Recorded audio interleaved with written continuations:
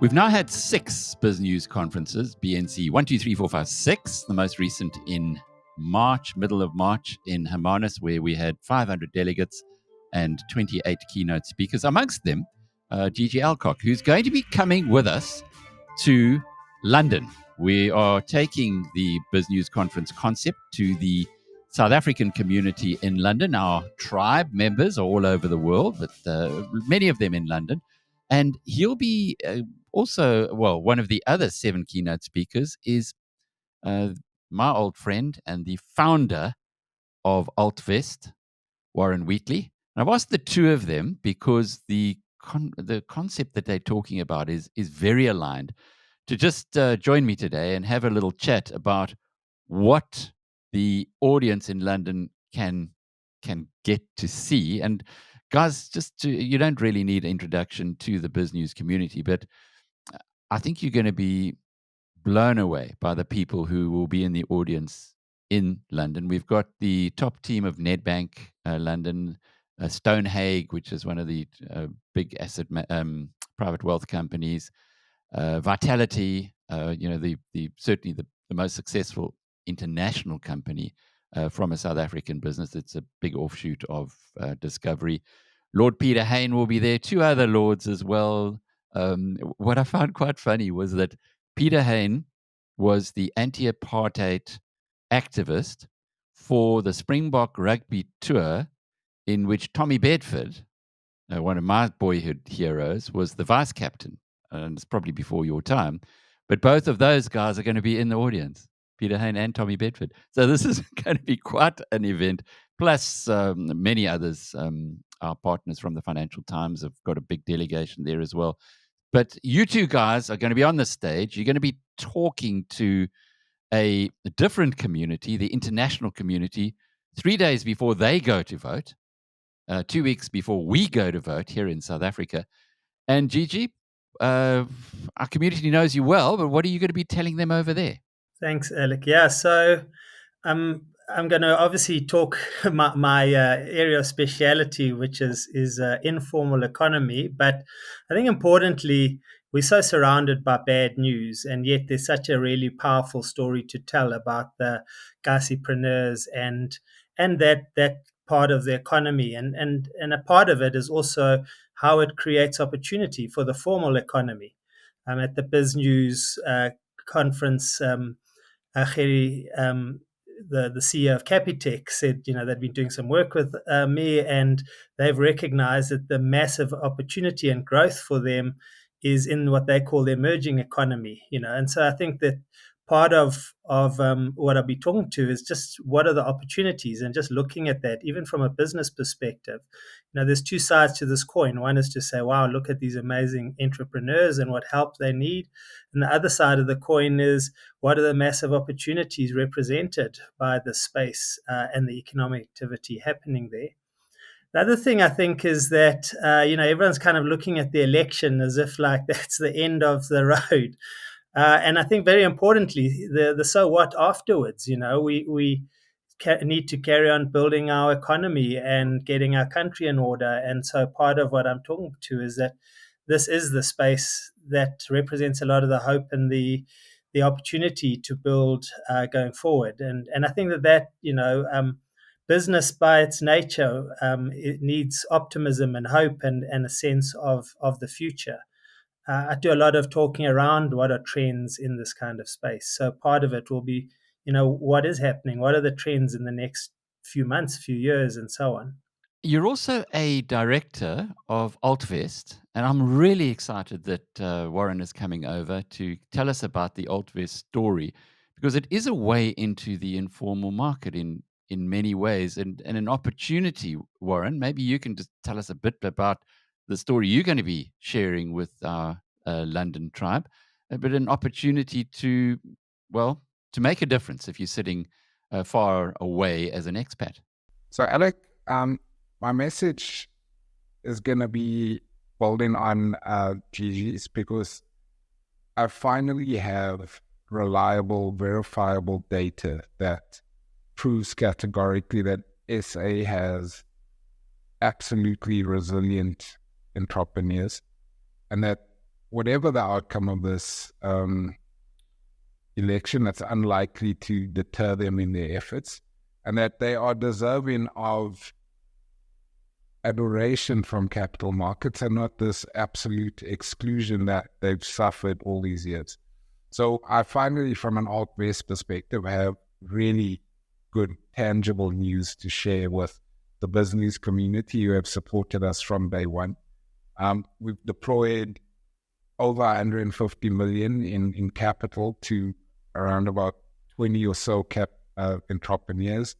They've been responsible with our capital. They've added returns to it, and they've returned it to us. There's the old adage in asset management that it's not return on capital, but more return of your capital. That's important.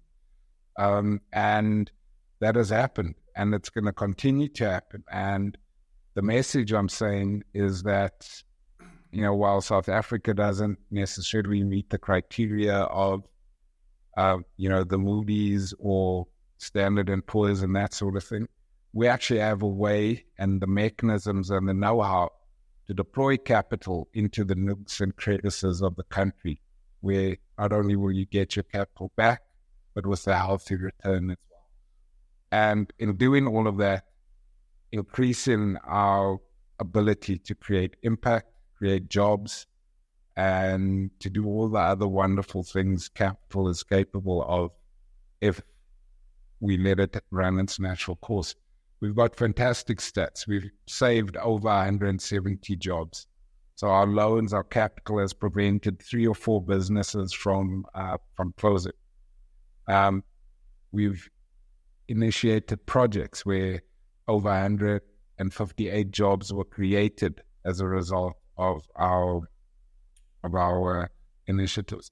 And this is just a small little company in a small enclave in Sandton doing this, and we can do more if we have the support of big international investors. And so that's my message. So interesting, because Andrew Middleton will also be with us, and he's doing something similar in the electricity area. And I see the news today that his company, Go Solar, has now got Patrice Motsepe as a backer, and they're going to expand $250 million that they're going to be putting into the solar market. So it just shows these initiatives that entrepreneurs like you are doing can very quickly gather momentum. But it's interesting to me that the news flow, if you like, offshore is very much South Africa's in trouble and they got a terrible election coming and it could be worse than it is at the moment. And the middle class is state-proofing themselves to make sure they've got private schools, private security, private everything. Whereas in the informal market, none of this is landing and things are going ahead. And if you, Gigi, if you were to take the data that is sent around the world on unemployment and so on about South Africa, which excludes the informal market, you'd be splitting your wrists, or certainly wouldn't be coming along to even think of what this country has to offer. Yeah, Alec, my argument is that you can't just look at formal employment, in essence, payslip employment. So someone with a payslip.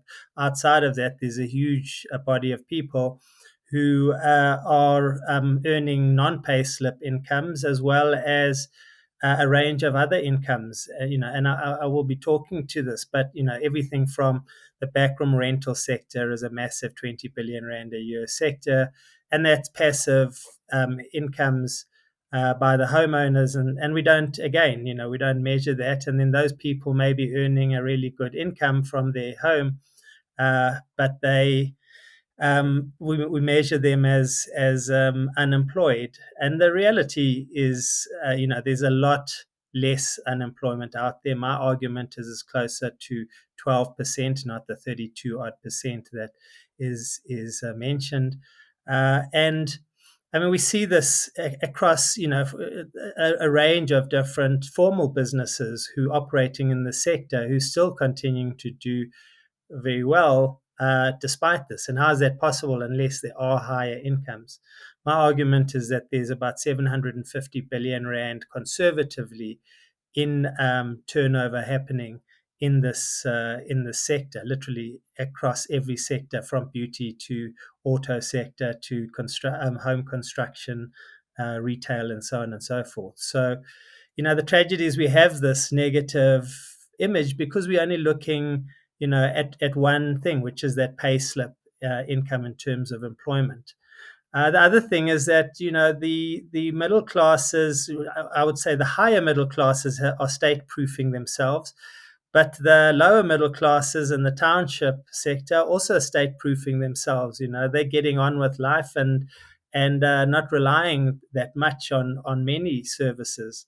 And we've just seen it with load shedding. It's had a big impact on a lot of businesses in that space, but many of them have been incredibly resilient and found ways to survive and carry on with their businesses.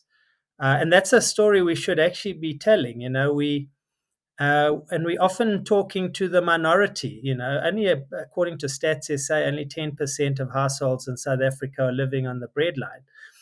Now, maybe 10% is terrible, but it's not 90%. And yet the headlines will talk to that figure. And there's a lot of things where we do talk to the lowest common denominator. It bleeds, it leads. I'm reading a remarkable book at the moment called Humankind, A Hopeful History, and talks to how media throughout the ages has presented this incredibly negative image, and that negative image has then shaped policy and shaped certain decisions. And if we can put this more positive thing on, and it'll shape decisions in a different direction, in my mind. The late Daniel Kahneman, in his wonderful book, Thinking Fast and Slow, or Thinking Slow and Fast, kind of which way around, uses the example of human beings being hardwired for receptive 9 times more for bad news than good news. And I guess if you're now in the business of news, what are you going to be providing people with if you get 9 times the bag on your back for the bad news than the good news? And sometimes I think, Warren, that people internationally or people offshore must think that we're nuts here in South Africa. Why stay here if you read the headlines and believe it? And yet we love it. I mean, I couldn't think of living anywhere else in the world than in the country that I live in, potholes and all. And yet there is maybe a misperception. And yet you, from your side, Warren, have managed to at least start opening the door to the very conservative, formal, institutional sector to start realizing that there is an opportunity to invest in the informal, smaller market. So, Alec, the last 6 months have been incredible for me because my day has been spent having positive conversations with 3 or 4 amazing entrepreneurs per day, every day. You can't help but feel positive about life, about the country, and about everyone's collective future when that is your day every single day. And the only feeling I have is that I'm under-resourced to solve the problem meaningfully. And when you gave me the opportunity to potentially address that lack of resources by addressing a community that is, arguably over-resourced, though they probably won't admit it, but there's more access to capacity across the pond. So I jump in at the opportunity to fill my toolbox up with more tools to help the guys I'm meeting, guys and gals actually, that I'm meeting every single day. It's incredibly overwhelming to see the amount of positivity, the amount of people that are just fed up with the status quo and just won't have it anymore and don't want to be in lines to receive grants or don't want to rely on the government to paint their house or to tar the road and that kind of thing. And are just building businesses around creating solutions.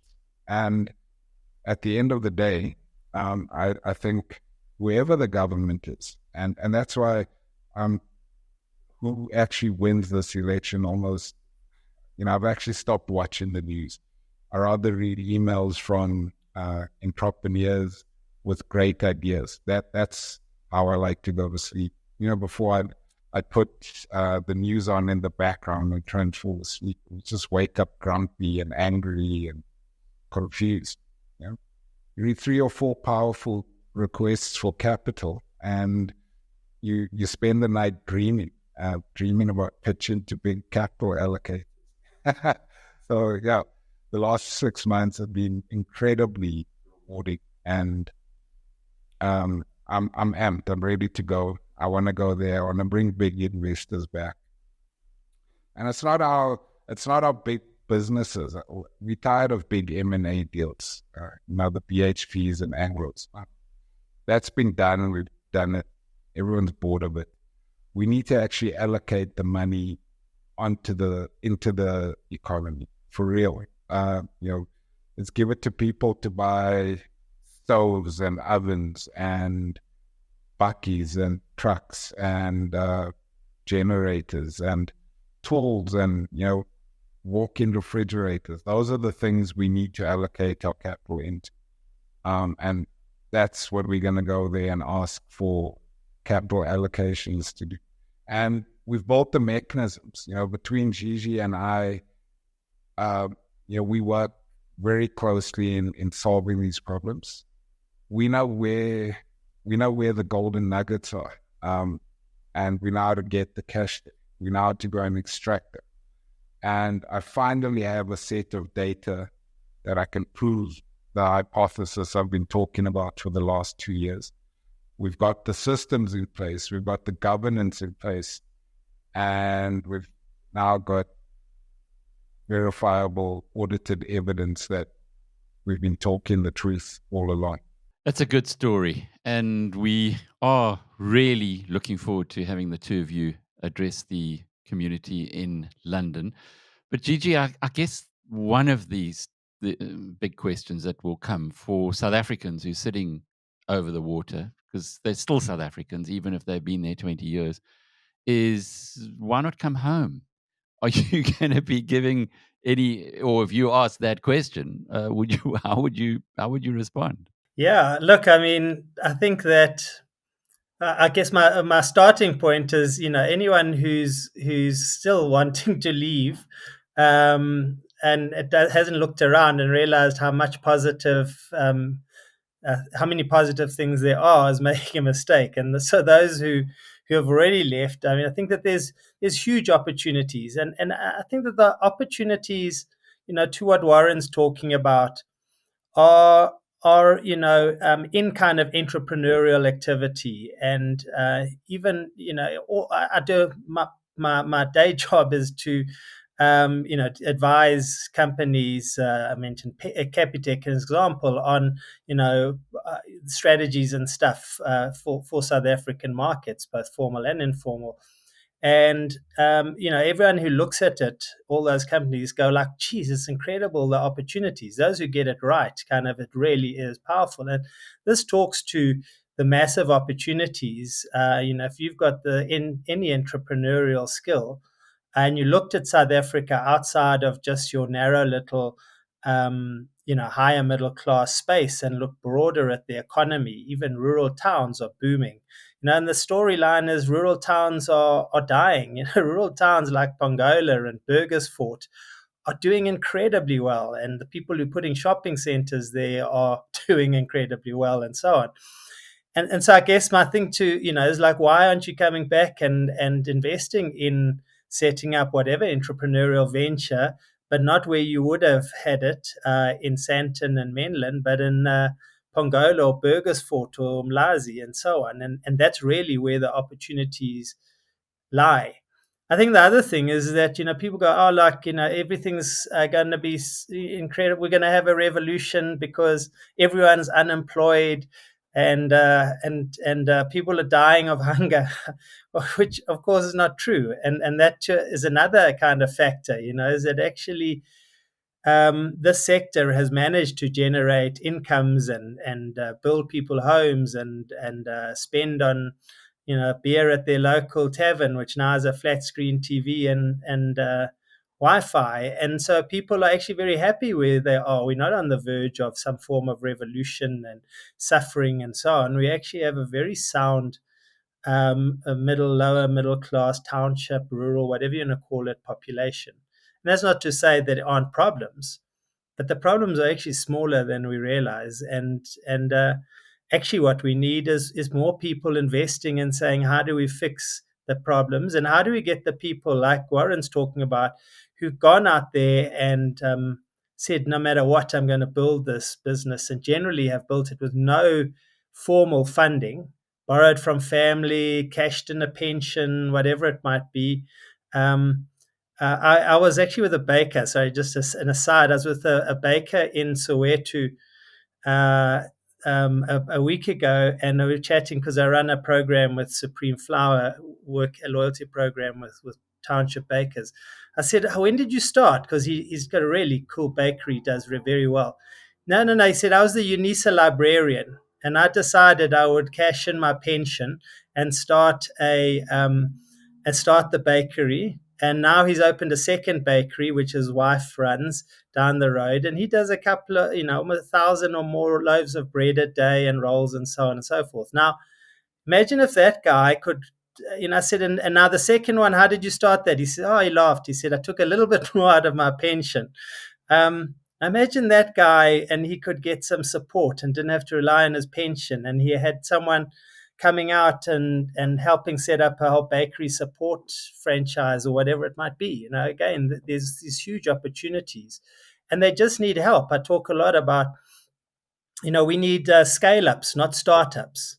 There are hundreds and hundreds of thousands of businesses out there. We don't need to start new ones. We just have to help the ones that are there to scale up. And what are the opportunities for anyone outside of South Africa who's quite happy to invest in entrepreneurial ventures, where they are, and has never thought, wow, maybe there's entrepreneurial ventures in South Africa I could invest in as well. And it's an area that they know better than probably anywhere else in the world. Sorry, the sun shines longer as well. That's why solar's doing so well, as we'll hear from Andrew as well. But it's a wonderful story. I'm hoping that your travels to the UK are safe and peaceful, and look forward to seeing you on that side of the pond pretty soon. I'm Alec Hogg from Biz News, and you've been hearing Gigi Alcock and Warren Wheatley telling us more about the power of human potential.